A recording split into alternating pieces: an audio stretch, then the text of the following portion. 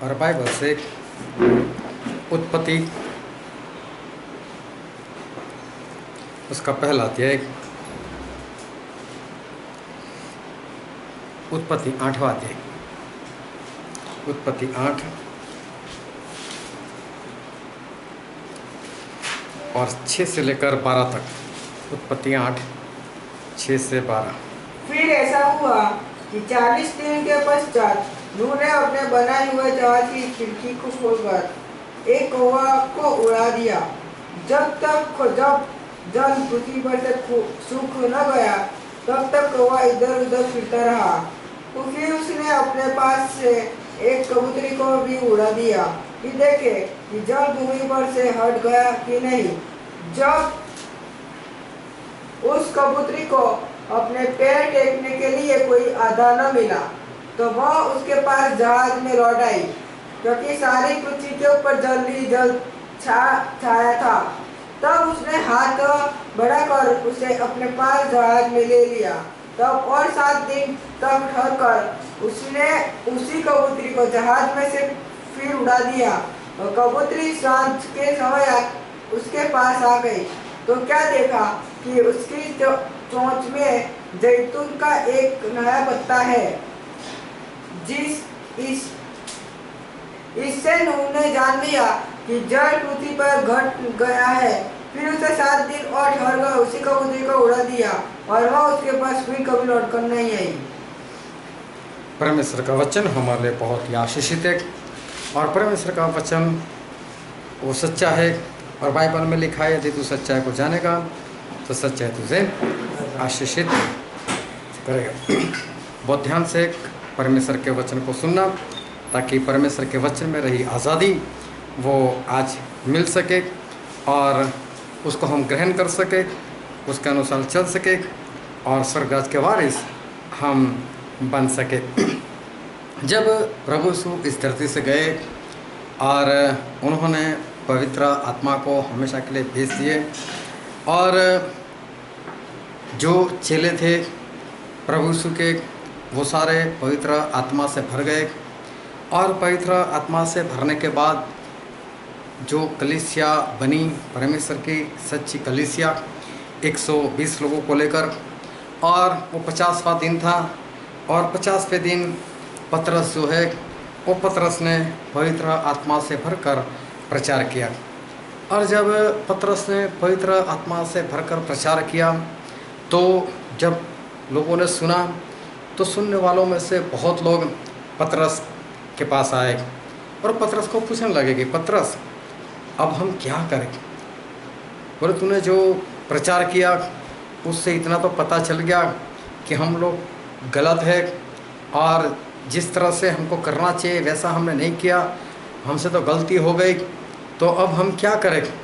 तो पतरस ने उनको बताया कि अब मन फिराओ और बपतिस्मा ले लो ताकि तुम्हें तुम्हारे पापों की क्षमा मिल जाए और साथ में परमेश्वर का पवित्र आत्मा वो तुम्हें भी मिल जाएगा। तो जब लोगों ने सुना तो उनमें से बहुत लोगों ने पतरस की बात जो है वो पतरस की बात मानी और पतरस की बात मानकर उन्होंने मन फिराया और बपतिस्मा लिया, पापों की क्षमा पाई और पवित्र आत्मा से वो लोग भर गए। अभी ये लोग जो थे वो तकरीबन उस वक्त 3000 लोग थे। और फिर बाइबल में ऐसा लिखा है, हम पढ़ते हैं प्रेरितों के काम उसका 2 अध्याय और उसका 42वां पद।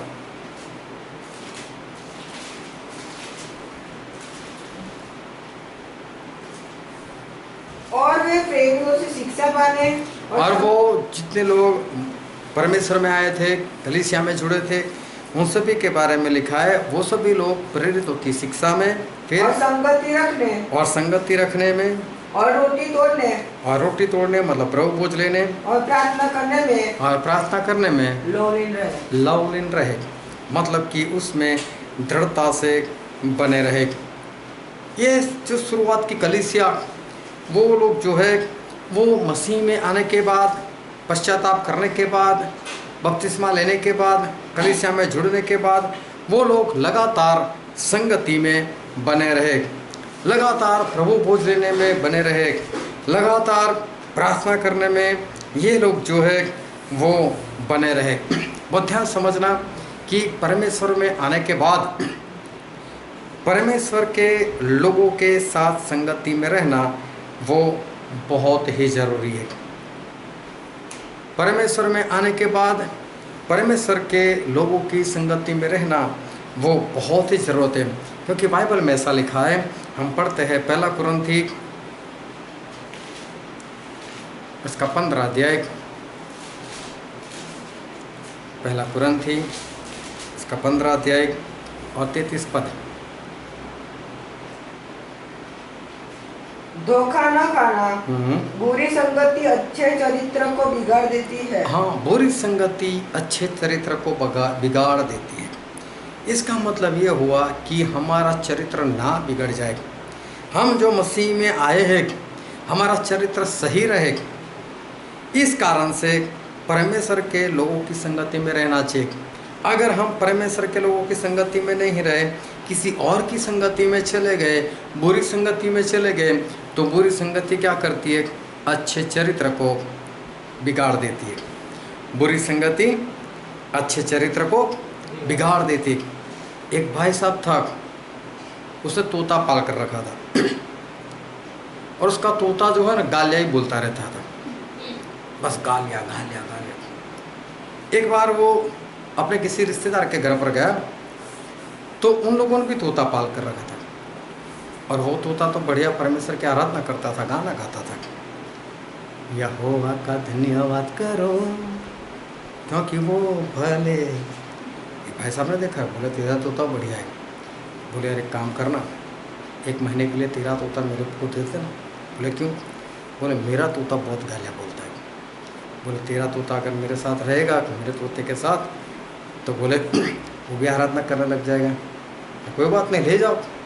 दोनों तोतों को 1 महीने तक रखा। अभी जहाँ से तोता लाया था उसको वापस कर दिया। अभी वो भाई साहब देखने लगे तो वो तोता गालियाँ बोलने लग गया था। ये लाया था कि आराधना करे, लेकिन बुरी संगति जो है वो अच्छे चरित्र को बिगाड़ देती है। कई बार लोगों से सुनने को मिलते हैं, मेरा बेटा बिगड़ चुका है, शराब पीने लग गया है, उसकी मित्रता ही ऐसी है, उसकी संगति ही ऐसी है, और इसलिए ऐसी परिस्थिति में वो आ गया है। कई लोग प्रेयर रिक्वेस्ट देते हैं अपने पति के लिए, अपने बेटों के लिए, बोले इनके लिए प्रार्थना करो कि इनकी जो बुरी संगति है वो संगति छूट जाए। वो संगति छूट जाएगी तो बाकी जो भी बुरापन है वो सब कुछ वो निकल जाएगा। तो परमेश्वर के लोगों की संगति जो है वो होनी चाहिए, और हमें उसी संगति के अंदर वो रहना चाहिए। स्तेफनुस देखो, अगर बाइबल में पढ़ो तो स्तेफनुस का काम कलीसिया में क्या था? स्तेफनुस एक कलीसिया में मामूली से इंसान थे, खाना पिरोसे की सेवा करने वाले। लेकिन देखो संगति में रहे तो परमेश्वर ने स्तेफनुस को इतना आगे बढ़ाया, इतना आगे बढ़ाया, वो प्रचार करने लग गए। प्रचार भी इतना बढ़िया किया कि अब्राहम से लेकर कहाँ कहाँ पर प्रभु यीशु की बात पुराने नियम में थी, वो सारी बातें बता दी। और सबसे पहले शहीद होने का सम्मान भी स्तेफनुस जो है वो ले गए। संगति में रहे तो देखो स्तेफनुस कहाँ से कहाँ खाना पिरोसते पिरोसते कहाँ पर वो चले गए। फिलिप्पुस देखो, वो भी तो उन्हीं में से एक थे, वो भी खाना पिरोसने वालों में से एक थे। लेकिन देखो जब संगति में रहे प्रेरित लोगों की, इतना बड़े सुसमाचार प्रकट करने वाले बन गए। जब सामरिया में गए तो पूरे सामरिया को उथल पुथल कर दिया, बहुत लोगों को बचाया, बहुत चमत्कार हुए, बहुत लोगों को उन्होंने बपतिस्मा दिया। यहाँ तक एक जादूगर था, वो भी उसके पास आया, उसने भी जादू टोना छोड़ दिया, उसने भी पश्चाताप किया। उसको पता चल गया कि मेरा जादू इसके सामने नहीं चलने वाला, अभी कोई मेरे पीछे नहीं आने वाले। सामरिया को पूरा उथल पुथल कर दिया, बहुत सारे दुष्टात्माओं को निकाले उसने। तो जब संगति में रहते तो इंसान जो है वो इसी तरह से वो आगे ही आगे वो बढ़ता है। पौलुस देखो, पहले तो मसीह में थे नहीं, लेकिन रास्ते में परमेश्वर का दर्शन हुआ, प्रभु यीशु दिखाई दिए, लगातार 3 दिन उपवास के साथ प्रार्थना में बने रहे, और फिर उन्होंने प्रेरितों के साथ मिलने का प्रयत्न किया। लेकिन लोग अभी जो है वो पौलुस से डरते थे, क्योंकि उनको अभी विश्वास नहीं था कि सही में बदल चुका है कि नहीं। और फिर बाइबल में हम पढ़ते तो ऐसा लिखा है, प्रेरितों के काम उसका 9वां अध्याय और 26, 27 और 28 पद। यरूशलेम में पहुंचकर उसने चेलों के साथ मिल जाने का प्रयत्न किया, परंतु सब उससे डरते थे। हाँ, उन्होंने मिलने का प्रयत्न किया, संगति में रहने का प्रयत्न किया, लेकिन लोग डरते थे। फिर क्योंकि उनको विश्वास न होता था कि वह भी चेला है। परंतु बरनबास ने उसे अपने साथ प्रेरितों के पास ले जाकर उनको बताया कि इसने किसी रीति से मार्ग से प्रभु को देखा और इसने इससे बातें की। फिर दमिश्क में इसने कैसे यीशु के नाम से प्रचार किया। ये सारी बातें बरनबास ने लोगों को बताई कि नहीं, अभी पौलुस पहले के समान नहीं है, अभी पौलुस जो है वो हमारे साथ वालों में से एक है। और आगे पढ़ो। वह उनके साथ यरूशलेम में आता जाता रहा। हाँ, अब पौलुस संगति में जुड़ गए। अब पौलुस, पतरस और यूहन्ना और दूसरे लोगों के साथ वो संगति में जुड़ गए। परमेश्वर का दर्शन हुआ, लेकिन दर्शन के बाद वो अभी लोगों के साथ मिल गए और उनके साथ संगति में बने रहे। फिर आगे पढ़ते हैं उसका 13वां अध्याय, प्रेरितों के काम 13वां अध्याय, और पढ़ो तो 1, 2, 3 पद। अन्ताकिया की कलीसिया में कई भविष्यवक्ता और उपदेशक थे, जैसे बरनबास और शमौन जो नीगर कहलाता है, और लूकियुस कुरेनी, और चौथाई देश के राजा हेरोदेस का दूध भाई मनाहेम और शाऊल। जब वे उपवास सहित प्रभु की उपासना कर रहे थे, हाँ, ये सभी लोग संगति में बैठ रहे थे और उपवास के साथ प्रार्थना कर रहे थे। तो पवित्र आत्मा ने कहा, मेरे लिए बरनबास और शाऊल को उस काम के लिए अलग करो जिसके लिए मैंने उन्हें बुलाया है। हाँ, देखो, जब संगति में थे, संगति में बढ़े, तो देखो परमेश्वर उनको और आगे लेकर गए। संगति में अगर ना रहो तो आपका आत्मा में बढ़ना वो नामुमकिन सा है। चाहे परमेश्वर आपको डायरेक्ट दर्शन दे, लेकिन संगति में रहना, और वो भी परमेश्वर के लोगों की संगति में रहना, वो बहुत ही जरूरी। स्टेफनुस बढ़े, फिलिपुस बढ़े, और पौलुस जो है वो पौलुस भी बढ़े।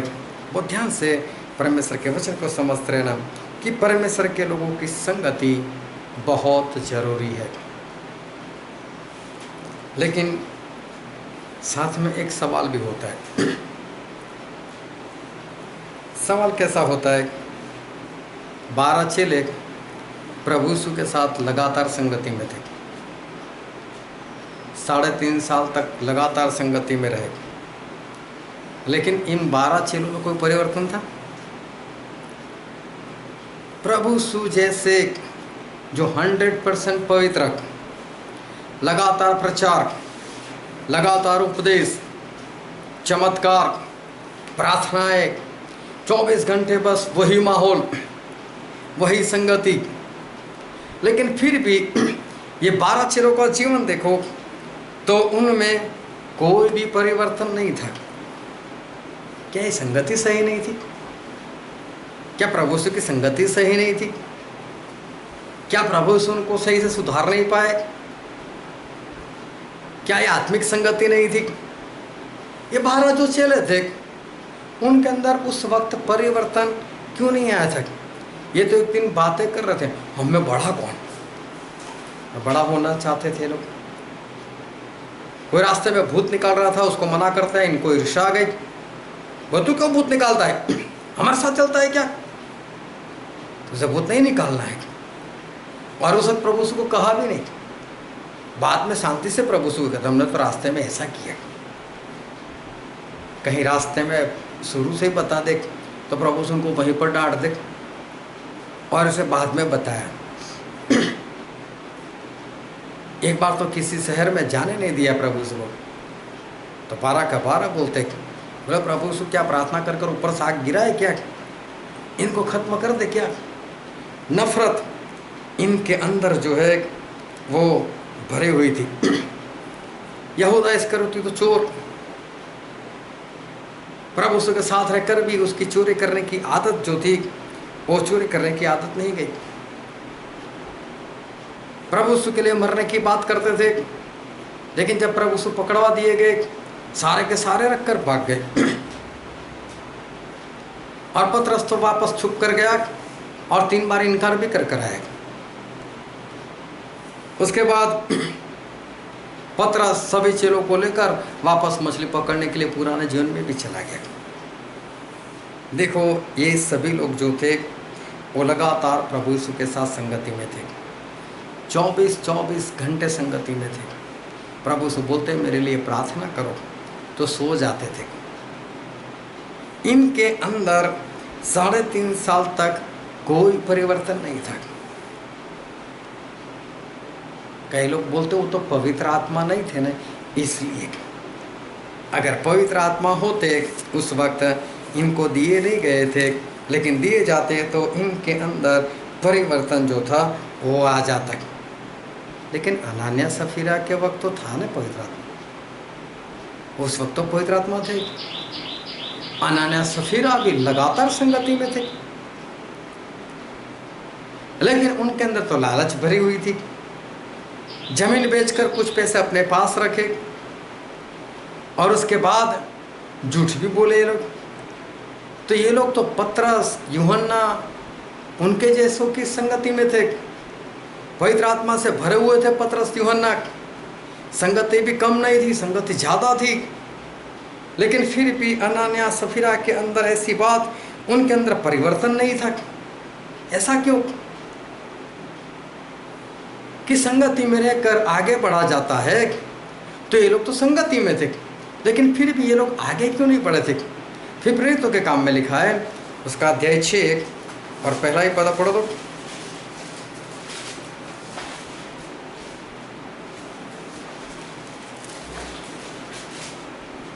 उन दिनों में जब चेलों की संख्या बहुत बढ़ने लगी तो यूनानी भाषा बोलने वाले इब्रानी भाषा बोलने वालों पर कुड़कुड़ाने लगे कि प्रतिदिन की सेवकाई में हमारी विधवाओं की सुधि नहीं ली जाती। हाँ, अभी देखो कलीसिया में जहाँ पर पतरस है, जहाँ पर यूहन्ना है, बड़े जोरों से काम हो रहा है, कलीसिया बढ़ती जा रही है, उनकी संगति में ये लोग लगातार। लेकिन जब खाने बैठते थे तो यहूदी लोग क्या करते थे, इब्रानी भाषा बोलने वाले, जो ग्रीक भाषा बोलने वाले लोग थे, उनकी जो विधवाएं थे उनको कम खाना देते थे। अब ये पक्ष करने वाली बात इनमें कहाँ से आई? तब तो पवित्र आत्मा दिए गए थे, तब तो पवित्र आत्मा थे, लेकिन फिर भी इनके जीवन में ऐसा कैसे हो सकता? अभी तो पवित्र आत्मा थे। जब 3.5 साल तक प्रभु के साथ थे तब नहीं पवित्र आत्मा थे, लेकिन अभी तो थे पवित्र आत्मा। और ये लोग लगातार संगति में भी थे। फिर आगे पढ़ते हैं हम 2 तिमोथी उसका 4 अध्याय उसका 10वां पद।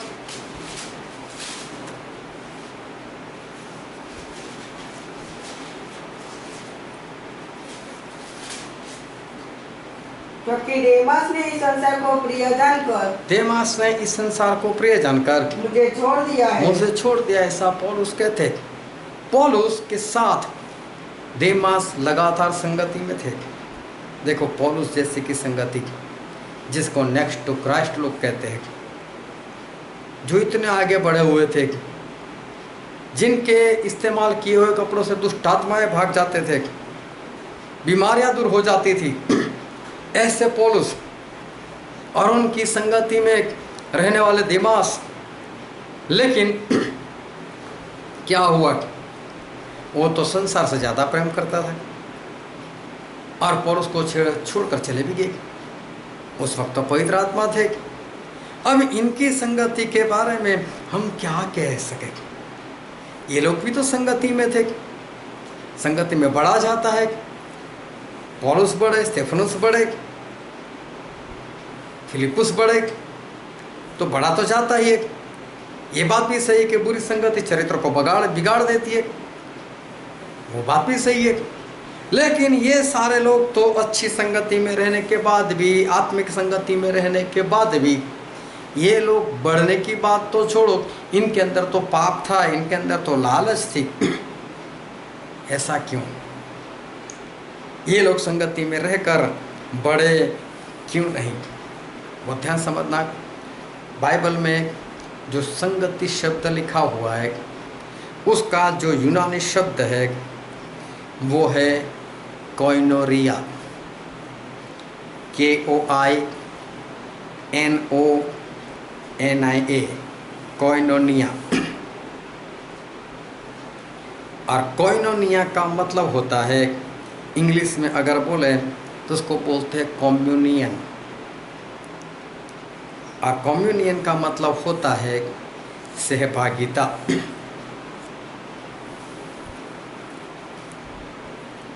संगति के लिए जो शब्द है उसका मतलब सिर्फ इकट्ठा होना ऐसा नहीं है, उसका मतलब होता है सहभागिता। और जब बाइबल में हम संगति शब्द पढ़ते हैं तो बाइबल के अनुसार उसका जो सही मतलब निकलता है वो ये है, प्रभु यीशु के दुख में, पवित्र आत्मा में और पवित्र आत्मा के वरदानों में सहभागी होना। या तो प्रभु यीशु के दुख में, पवित्र आत्मा में और पवित्र आत्मा के वरदानों में हमारा हिस्सा होना, इसको कहते हैं संगति।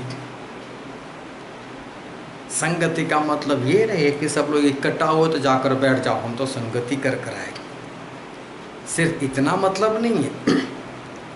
लेकिन संगति का बाइबल के अनुसार जो सही मतलब होता है, प्रभु यीशु के दुख, पवित्र आत्मा और पवित्र आत्मा के वरदानों में हमारा हिस्सा, प्रभु यीशु के दुख में हमारा हिस्सा होना चाहिए, हमारी सहभागिता होनी चाहिए। पवित्र आत्मा के हम सहभागी होने चाहिए, उनमें हमारा हिस्सा होना चाहिए। पवित्र आत्मा के वरदान में हम सहभागी होने चाहिए, पवित्र आत्मा के वरदानों में हमारा हिस्सा होना चाहिए। ये है संगति, इसको कहते हैं संगति। और इसलिए बाइबल में हम पढ़ते हैं 2 कुरिन्थी उसका 13वां अध्याय, 2 कुरिन्थी उसका 13वां अध्याय और उसका 14वां पद। प्रभु यीशु मसीह का अनुग्रह, प्रभु यीशु का अनुग्रह और परमेश्वर का प्रेम, और परमेश्वर का प्रेम और पवित्र आत्मा की सहभागिता, और पवित्र आत्मा की सहभागिता तुम सबके साथ होती रहे। तुम सबके साथ होती रहे। पवित्र आत्मा की सहभागिता, संगति। फिर से पढ़ो।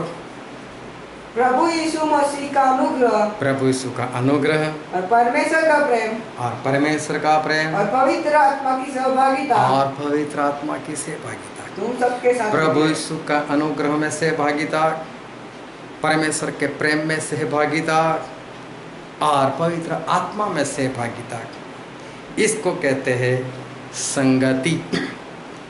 तीनों में हमारा हिस्सा होना चाहिए, परमेश्वर प्रभु यीशु के अनुग्रह में, परमेश्वर के प्रेम में और पवित्र आत्मा में हमारा हिस्सा होना चाहिए। इसको बाइबल कहते हैं संगति। फिर पहले यूहन्ना में लिखा है, पहला यूहन्ना उसका 1 अध्याय और उसका 3 पद।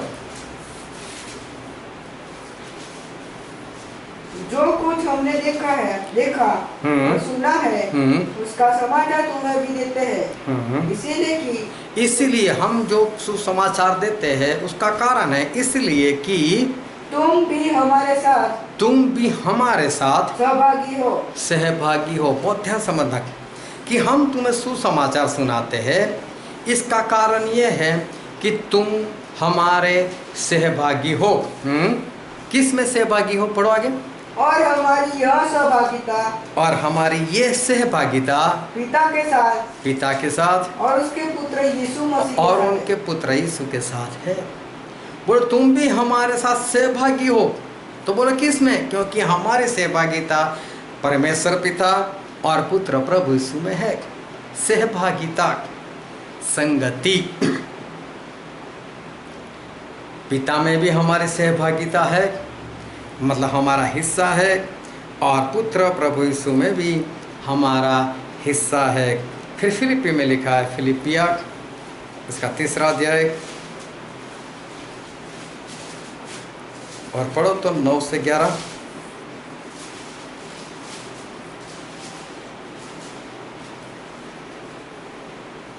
और उसमें पाया जाऊं न कि अपनी उस धार्मिकता के साथ जो व्यवस्था से है, वरन उस धार्मिकता के साथ जो मसीह पर विश्वास करने के कारण है और परमेश्वर की ओर से विश्वास करने पर मिलते हैं, ताकि मैं उसको और उसके मृत्यु जय की सामर्थ्य को और उसके साथ दुखों के सहभागी होने के उनके साथ दुख में सहभागी होने के मर्म को जानूं। मुझे प्रभु यीशु के दुखों में सहभागी होना है। इसको कहते हैं संगति। प्रभु यीशु के साथ चले रहे 3.5 साल तक, लेकिन किसी में हिस्सा नहीं लिया। हर बार प्रभु यीशु अकेले, ना प्रार्थना में हिस्सा लिया, ना प्रभु यीशु के दुख में हिस्सा लिया, और बोले प्रभु यीशु हम तो आपके साथ ही है। लेकिन ये कैसी संगति? तो संगति का मतलब ये नहीं कि इकट्ठा होना। संगति का मतलब ये नहीं है कि जहाँ पर परमेश्वर का प्रचार चलता है वहाँ पर जाकर बैठ जाओ और इसको हम संगति कह सके, ऐसा नहीं है। लोगों को ऐसा है कि बस हमें चर्च में जाना चाहिए, इसलिए लोग जाकर चर्च में बैठ जाते हैं। हमें मीटिंग में जाना चाहिए, हमें संगति में रहना चाहिए, इसलिए लोग जाकर एक पब्लिक के बीच में जाकर बैठ जाते हैं और ये समझते हैं कि हमने संगति की।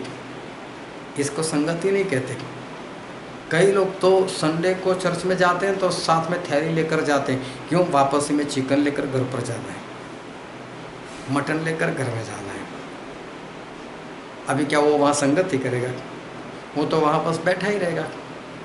उसको तो ऐसा है कब खत्म हो, और अगर ज़्यादा लंबा चले तो बीच में उठकर भाग भी जाएगा। बोले नहीं मुझे तो भागना पड़ेगा अभी, क्योंकि मुझे चिकन लेना है, मुझे तो मटन लेना है। ये कोई संगति नहीं है। एक भाई साहब ने तो मुझसे कहा, बोले हमारे चर्च में आओ ना, हमारे पास्टर बहुत अच्छा सिखाते, हमारे पास्टर बहुत अच्छा सिखाते। एक बार नहीं 4-5 बार मुझे बताया।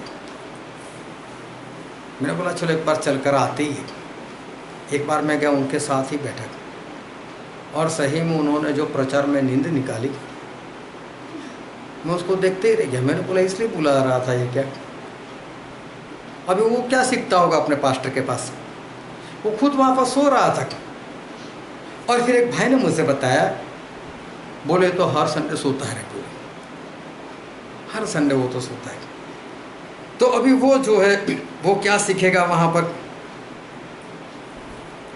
कई लोगों का तो शरीर होता है वहाँ पर, और जब संगति खत्म होती है तब उसका आत्मा पूरी दुनिया घूमकर वापस आ जाता है। बोले चलो अभी घर जाने का वक्त हो गया, और तब तक उसका आत्मा मालूम नहीं कहाँ कहाँ पर वो भटकता रहता है। ये कोई संगति नहीं है।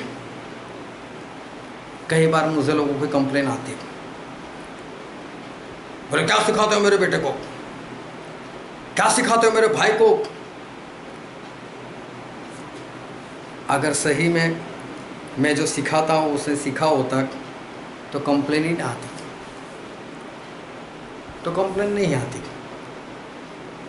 लेकिन शरीर वहाँ पर बैठा होता है और आत्मा मालूम नहीं कहाँ कहाँ पर भागता रहता है।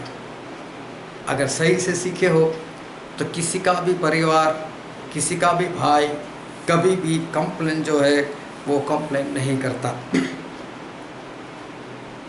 लेकिन संगति का मतलब ये नहीं है कि बस पास में आकर सब लोग बैठे वहाँ पर बैठे रहो। पतरस और यूहन्ना जैसों की संगति, और देखो खाना पिरोसने वाले इस तरह से खाना दे यूनानी लोगों के साथ ऐसे पक्ष करे, वो कैसे हो सकता है। लेकिन इसका मतलब है कि ये लोग सही रीति से वहाँ पर संगति में नहीं थे, बस बैठते थे। लेकिन प्रभु यीशु के दुख के सहभागी नहीं है, पवित्र आत्मा के सहभागी नहीं बने, और इसलिए उनके जीवन में ऐसा है। पतरस और यूहन्ना जैसों की संगति में रहे और जमीन बेचने और उसमें लालच बनी रहे, क्या ऐसा हो सकता है? लेकिन सही में ये लोग संगति में नहीं है, सहभागी नहीं बने किसी के, ये तो बस वहाँ पर इकट्ठा होते। सही प्रचारक, सही सिखाने वाले पास्टर, वो आपको प्रभु यीशु के दुख के और पवित्र आत्मा के, पिता परमेश्वर के, वो सहभागी बनाएंगे आपको। वो सिर्फ संगति बढ़ाने के लिए नहीं बोलेंगे कि यहाँ पर बैठे रहो, वो आपको सहभागी बनाने की बात करेंगे।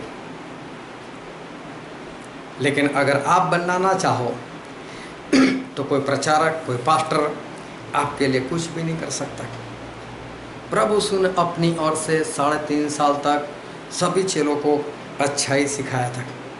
कभी उन्होंने ऐसी बात नहीं सिखाई थी कि हम में बड़ा कौन।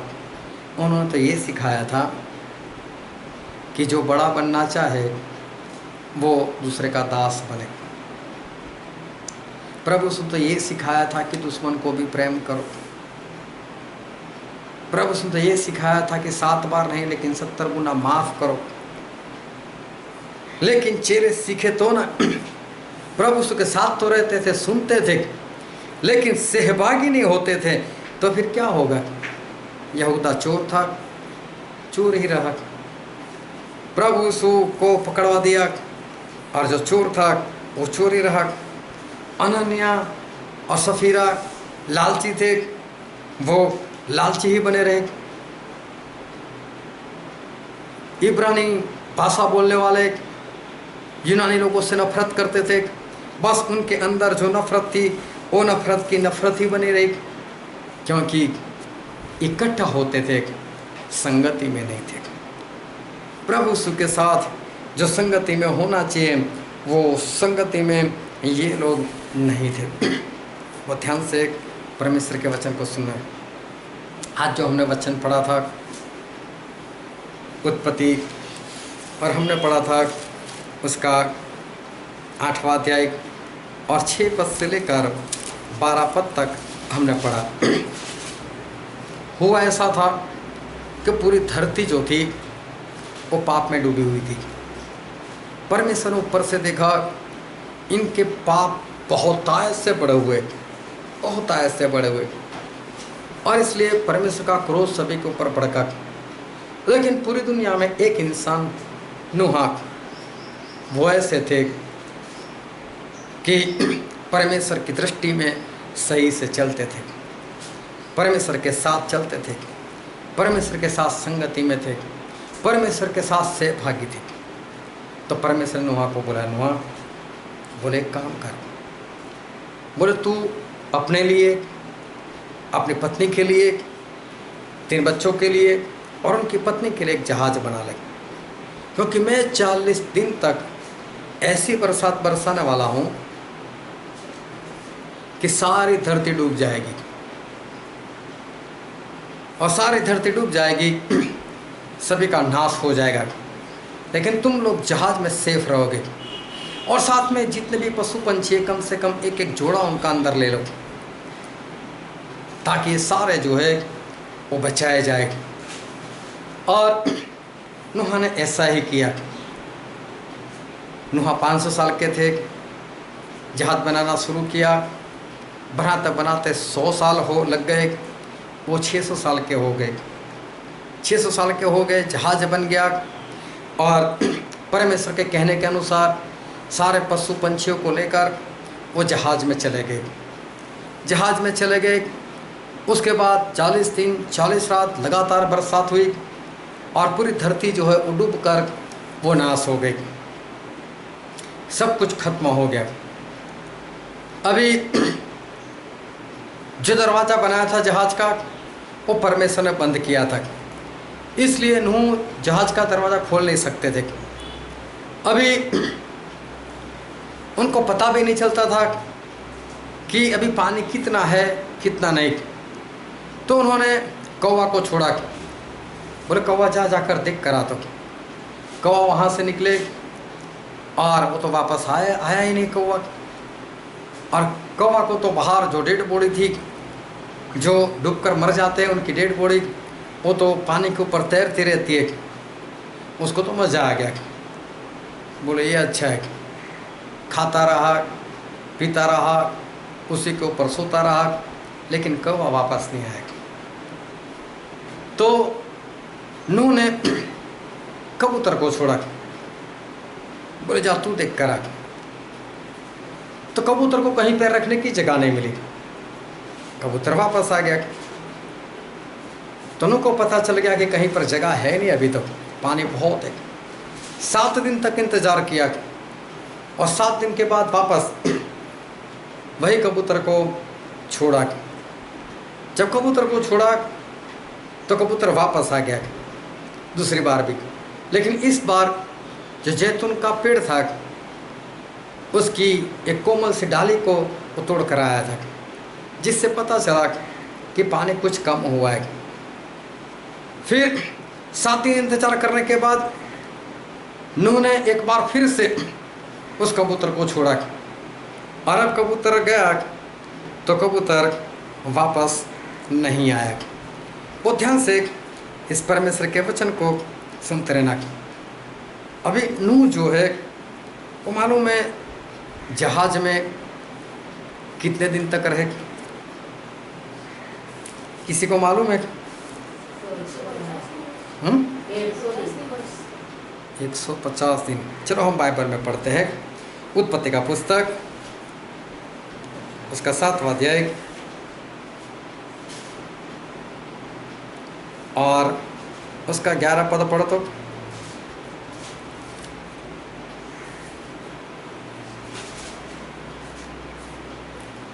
उत्पत्ति 7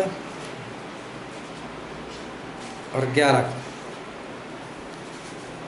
जब नूह की आयु के 600वें वर्ष के दूसरे महीने का 17वां दिन आया, उसी दिन बड़े गहरे समुद्र के सब सोते फूट निकले और आकाश से जलों की खुल गए। हाँ, जल प्रलय की शुरुआत हुई। कब? जब नूह 600 साल के थे और 600 साल का पहला महीना था ना,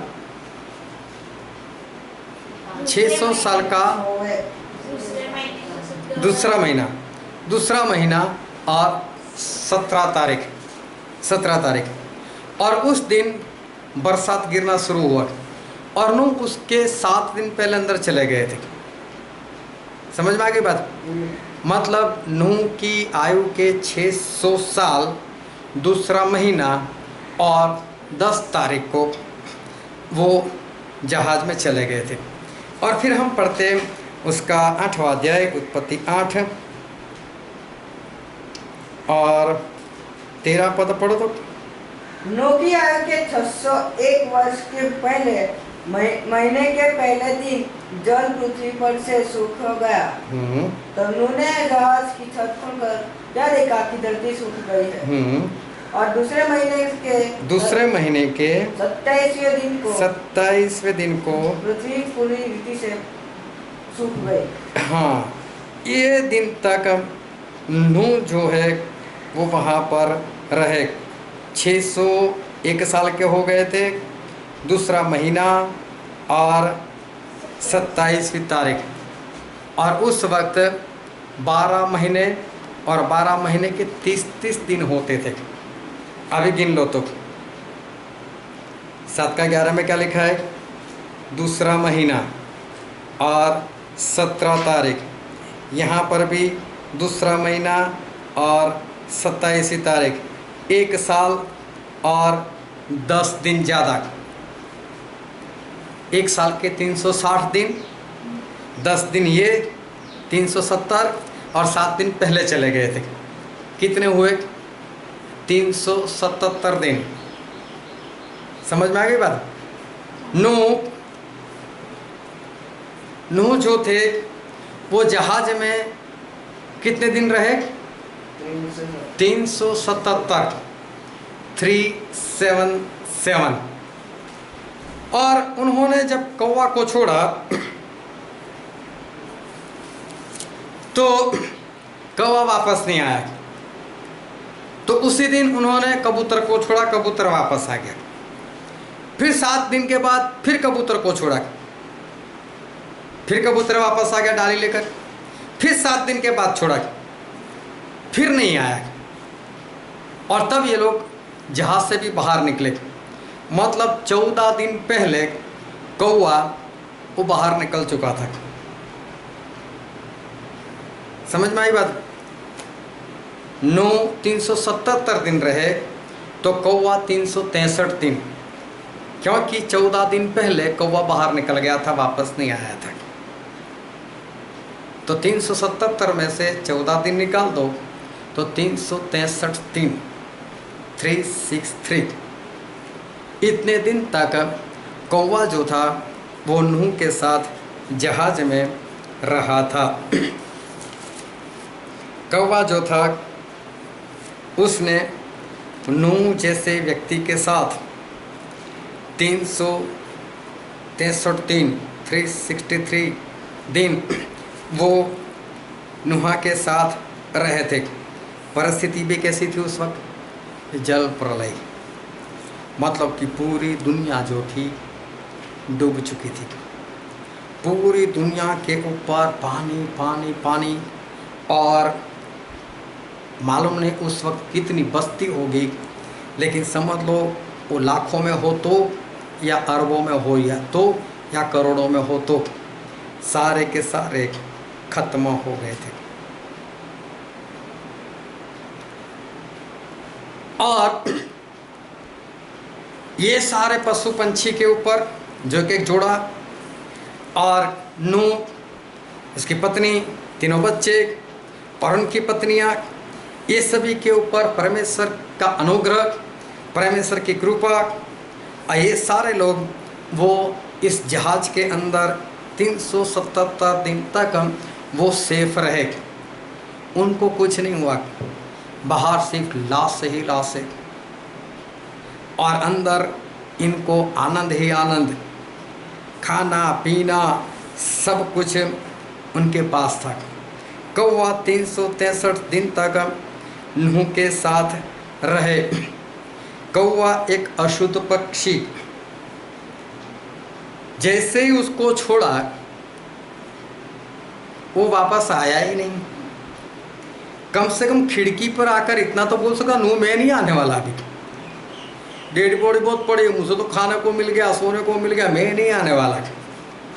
अरे कम से कम वापस आकर इतना तो बोलता है, मेरी पत्नी को तो लाओ। उसकी पत्नी तो अंदर ही थी ना, एक एक जोड़ा लिया था, उसको भी लेने के लिए नहीं आया वो तो।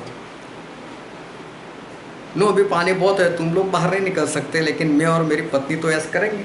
पत्नी को भी लेने के लिए नहीं आया। बहुत ध्यान समझना। क्यों? कौवा जो है ना वो 363 दिन लगातार यही सोच रहा होगा, यार मैं कहाँ फंस गया इसमें, मैं कहाँ जहाज में, बाहर जाने को तो मिल नहीं रहा। अभी देखो बाहर क्या था, बाहर मौत थी। बोले अंदर तो खाने को ही नहीं मिल रहा है, मिल रहा है तो वेज मिल रहा है, नॉन वेज तो मिल ही नहीं रहा है। और हम तो लॉकडाउन हो गए। कौवा सोच रहा होगा ये तो लॉकडाउन हो गए, और आज हम इंसान लोग लॉकडाउन हो गए कोरोना की वजह से। कितनी भयानक परिस्थिति है बाहर। अमेरिका में ट्रक भर भर कर डेड बॉडी एक एक अस्पताल से निकलती है, और उनको एक ऐसी जगह पर जहाँ पर कोई नहीं रहता, वहाँ पर बड़ी बड़ी कब्रें खोद कर एक साथ में ही सबको दफन कर देते। ऐसी परिस्थिति है, बाहर कुछ नहीं है। और फिर भी लोग क्या बोलते हैं, लॉकडाउन खुल जाए तो अच्छा है, ये गवर्नमेंट ऐसा करती है वैसा करती है, हमको बाहर जाने को नहीं मिलता। अरे कम से कम नॉनवेज तो खुला कर दो, वो मिलता है, पहाड़ों मिलता है, मसीह लोग एक दूसरे से बातें करते। इनको बाहर की पड़ी है, बाहर मौत है, लोग मर रहे, यहां पर अंदर अच्छी संगति है। नूह जैसे भविष्यवक्ता, परमेश्वर के साथ रहने वाले, परमेश्वर के लोगों के साथ संगति, कौवा वहीं पर है लेकिन संगति में कहां पर है? बस उसका शरीर वहां पर है, उसका आत्मा तो मालूम नहीं कहां से कहां भटक रहा है। ये मत सोचना कि कौवा का आत्मा होता है, इसे समझाने के बोल रहा हूं। कौवा की जगह पर अपने आप को रखना है तो नूह के साथ, लेकिन आत्मा जो है वो आत्मा कहां से कहां वो भटक रहा है। जब लॉकडाउन शुरू हुआ, मालूम नहीं लोग बाइबल से कहां कहां से पद निकाल कर देते थे। यशायाह में ऐसा लिखा है, घर में रहो, घर में रहो। बोले तो बाइबल का वचन अभी पूरा हुआ है। पहले 21 दिन का लॉकडाउन, उसके बाद 19 दिन का लॉकडाउन। बोले 21 और 19 40 दिन, और फिर उसके ऊपर से भी बाइबल की आयत निकाल दी। मूसा परमेश्वर के साथ 40 दिन रहे।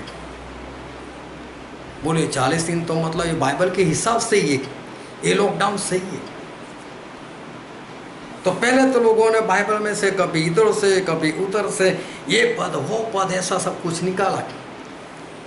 और पिछले संडे सभी लोगों ने मदर डे मनाया। कई लोगों के मैसेज मैंने पढ़े, बोले happy mother day, happy mother day.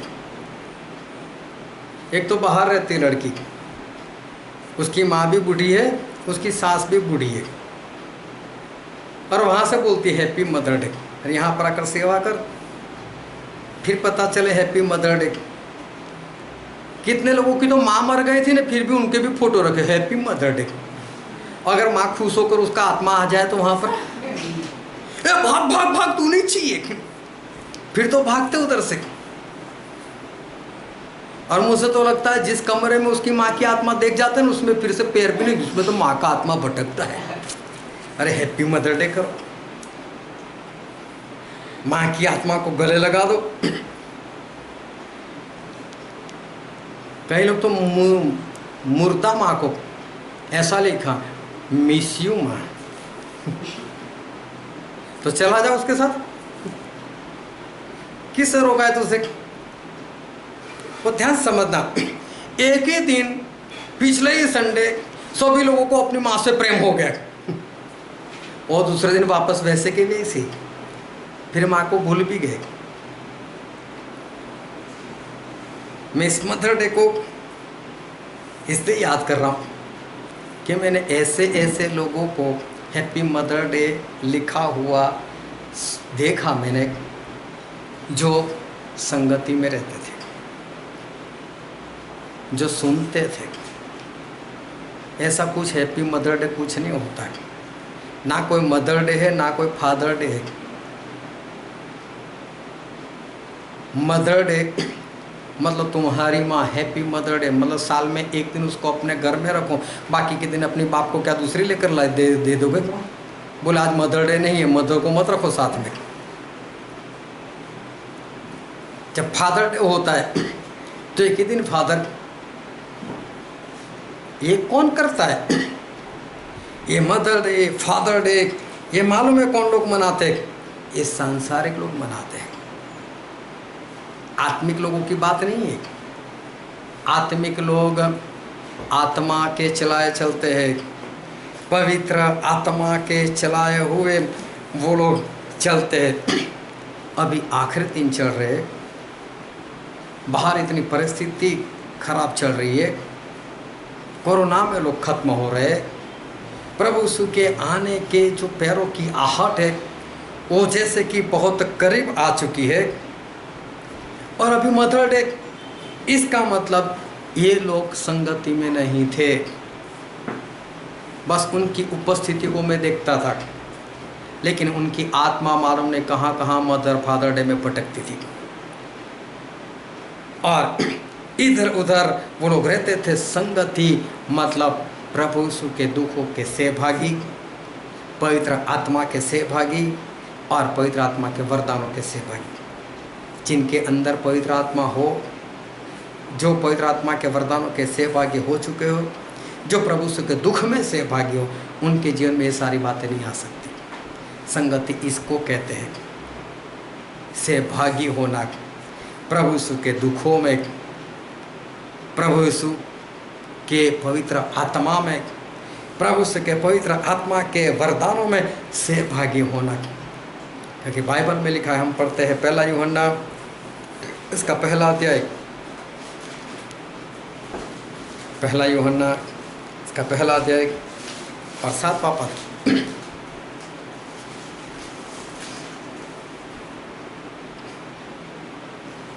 और यदि जैसा वह ज्योति में है, जिस तरह से परमेश्वर ज्योति में है, वैसे ही हम भी ज्योति में चले, अगर वैसे ही हम ज्योति में चले तो एक दूसरे से सहभागिता रखते हैं। तो एक दूसरे से सहभागिता रखते हैं।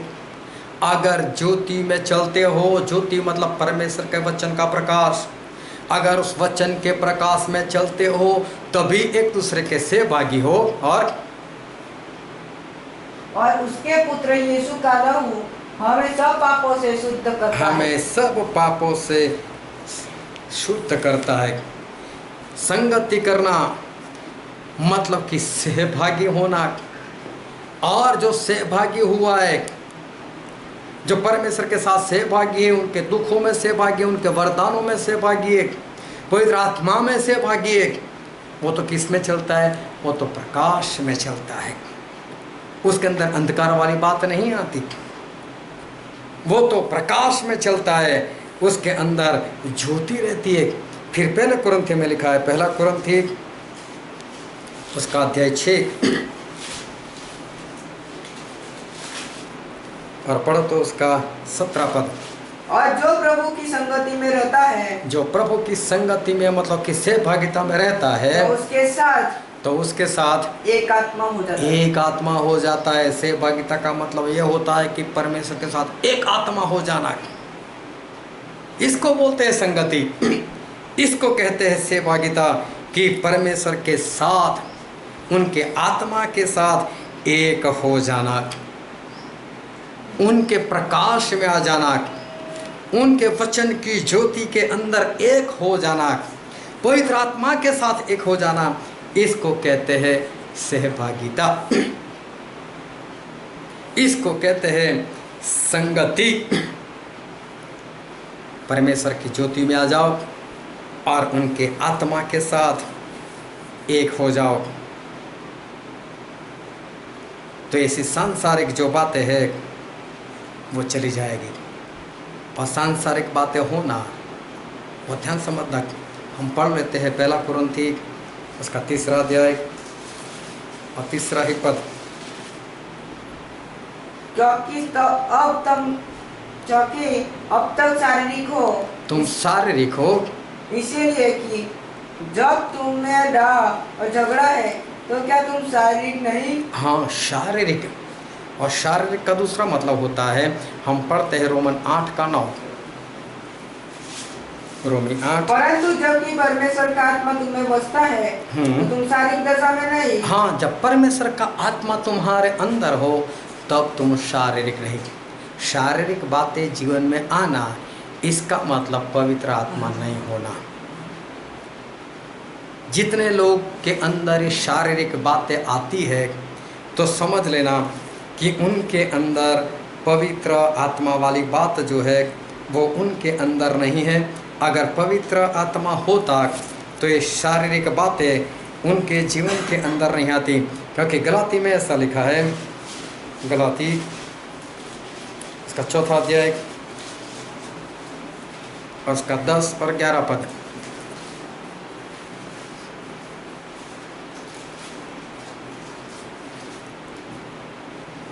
तुम दिनों और महीनों और नियत समयों और वर्षों को मानते हो। हाँ, देखो परमेश्वर का वचन क्या है, तुम कुछ दिन को मानते हो, कुछ महीने को मानते हो, कुछ वक्त को मानते हो।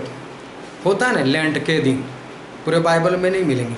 लेकिन लोग मानते हैं 40 दिन मतलब लेंट के दिन, दुख के दिन, उस वक्त नॉनवेज नहीं खाना है, उपवास करना है, ऐसे कई लोग मानते हैं। कई लोग दिन को मानते हैं, Christmas day, new year day, good Friday, Easter day, mother day, father day, friendship day, ये सारे कुछ दिन को मानने वाले लोग। और ध्यान समझना, फिर क्या लिखा है, मैं तुम्हारे विषय में डरता हूँ। हाँ बोले तुम जो ये दिन को मानते हो ना, कुछ महीने को मानते हो ना, मैं तुम्हारे लिए डरता हूँ। पौलुस बोलते हैं मैं तुम्हारे लिए डरता हूँ। कहीं ऐसा ना हो कि जो परिश्रम कहीं ऐसा ना हो कि जो परिश्रम मैंने तुम्हारे लिए किया है, मैंने तुम्हारे लिए किया है, वो व्यर्थ ठहरे। वो व्यर्थ ठहरे। बोले तुम्हारे लिए मैंने इतनी मेहनत की, इतने वचन सिखाए, इतनी चंगाई के लिए प्रार्थना की, पवित्र आत्मा के लिए प्रार्थना की, वरदानों के लिए किया, ये किया वो किया, ये जो परिश्रम मैंने तुम्हारे लिए किया, लेकिन आप तो कुछ कुछ दिन को मानते हो। बोले मुझे डर लगता है कि मैंने जो मेहनत की ना वो व्यर्थ ना ठहरे, तुम लोग नाश में ना चले जाओ। यहाँ पर पौलुस का कहने का स्पष्ट मतलब है, जो लोग ऐसे दिन महीने को मानते हैं वो पक्का नरक में जाएंगे। जब मैंने ऐसे लोगों के नाम देखे, उनके ऐसे मैसेज मैंने जब देखे, सही में मुझे ये हुआ कि इनको कितना सुनाया, और आज भी मदर डे फादर डे में ये लोग फंसे हुए। इसका मतलब जब मैं सुनाता था तब ये लोग सिर्फ सुनते थे, मानते तो नहीं थे।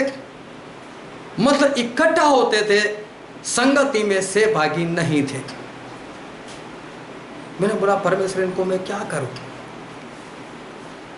परमेश्वर ये लोगों का क्या करूं, कितना सिखाया, लेकिन अभी भी ऐसी ऐसी बातें इनके जीवन में आती है, सांसारिक बातें उनके जीवन में आती है। तो कहाँ है पवित्र आत्मा इनके अंदर?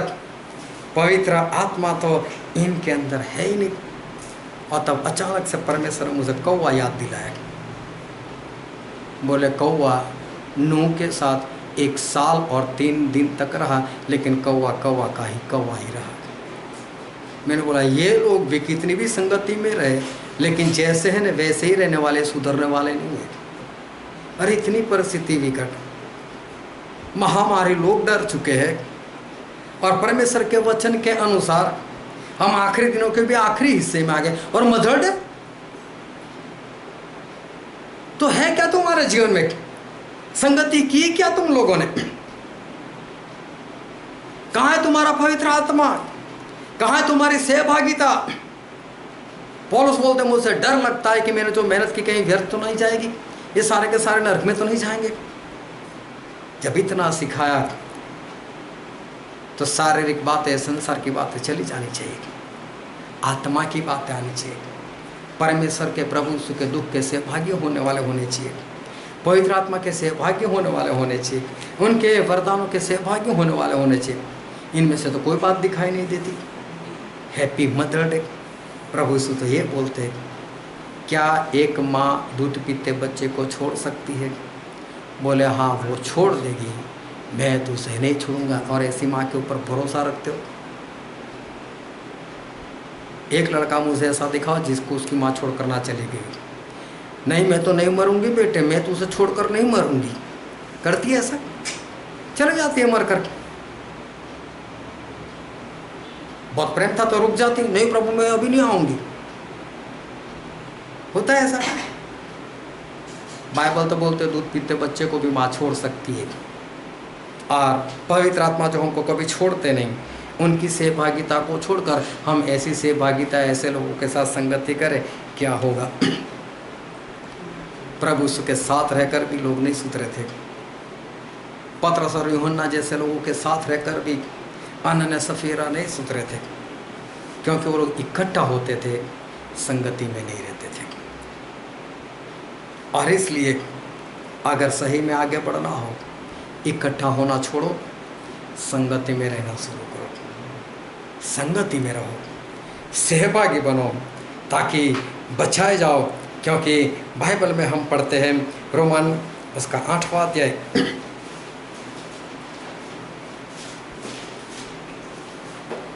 और उसका 29वां पद,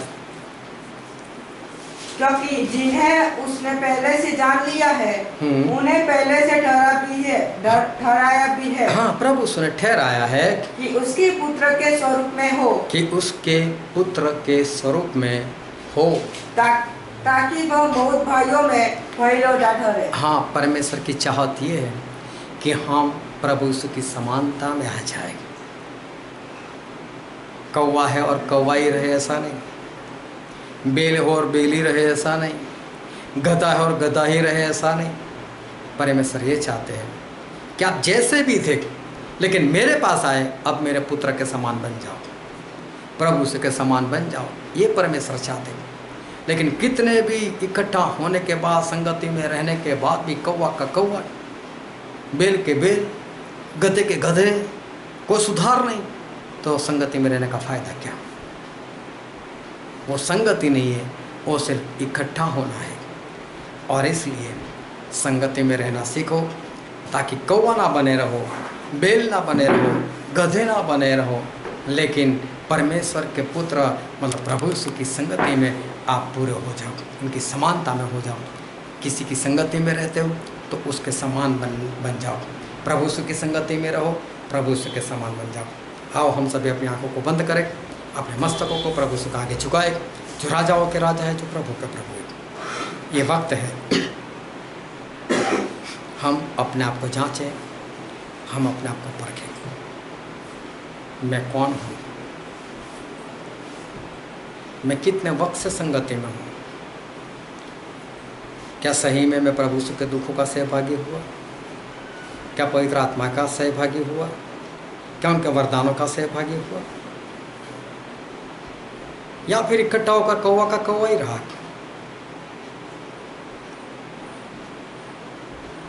वो था तो सही उस जहाज के अंदर, लेकिन उसकी निगाहें जहाज के बाहर थी। कहीं आप इस तरह से तो इकट्ठा नहीं होते